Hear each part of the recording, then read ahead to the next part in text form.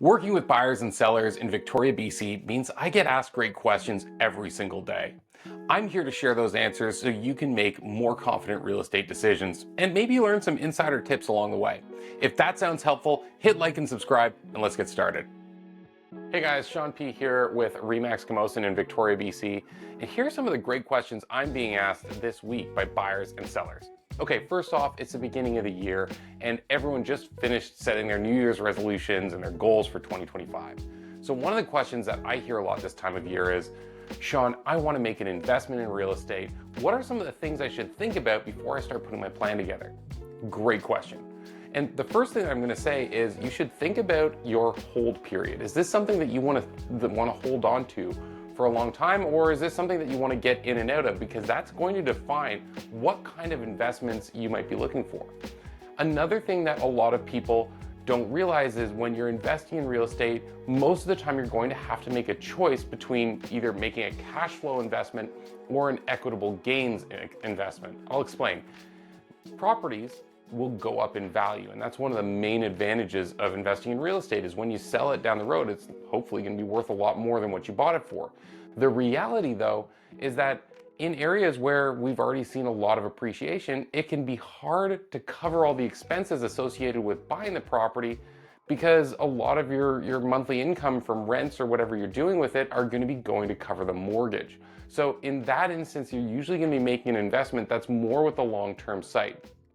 Now, it's also possible to buy in an area where prices are low and rents are high. And when you do that, you can see really good cash flow on a monthly basis from the property. So ask yourself what your goals are.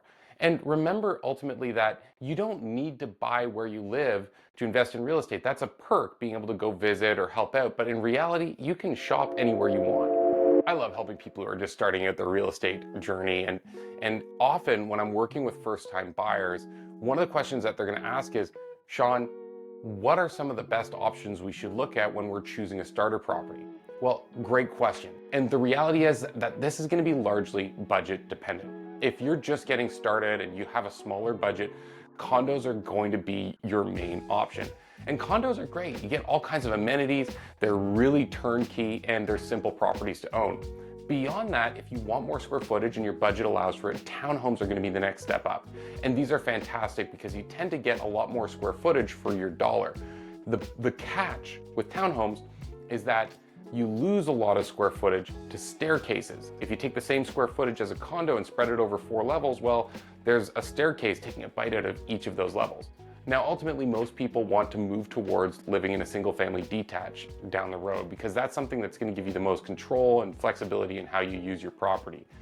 Ultimately, these are understandably expensive, but a lot of people have found that they can actually get into them at a price they didn't think they could afford by offsetting some of the costs by renting part of it out. So if you're getting close and you think you might be able to do it, talk to your mortgage broker to see if you could offset some of the cost by using rental income. It's a great way to get into a home that'll last you longer, and if you don't need to move a few years down the road, there's added savings there as well. One thing I hear all the time is, Sean, I want to get involved in investing in real estate, but I just don't have enough money. I don't have $1 million. What can I do? Great question.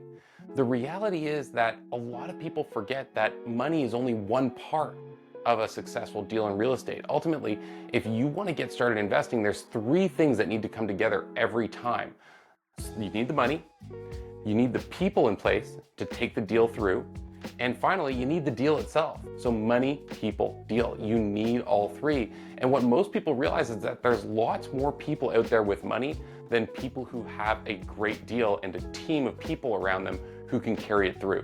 So if you don't have the money, go find a great deal, put together the team of people that you need to either do the fix and flip or manage the rental or whatever it is, and trust me, you'll have no trouble finding the money.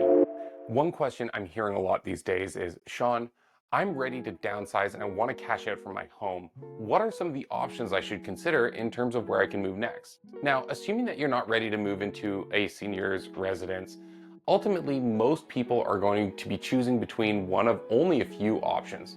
The majority of people look at downsizing into a condo. This is a great step because it opens up your home to the market so someone who needs all that space can move into it, and you still get to stay in the same area that you're in, but with a whole bunch of extra amenities, and frankly, a lot less upkeep because condos come with someone who's going to take care of all that for you.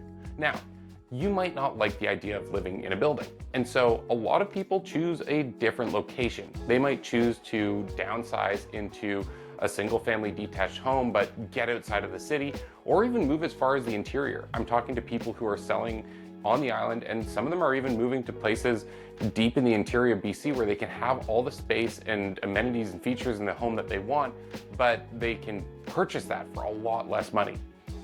Now, some other people are okay with stepping out of ownership, and I'm seeing some people move into purpose-built rentals and lock in at a rental rate that they know will be protected indefinitely for their retirement, and that can be a really smart option as well.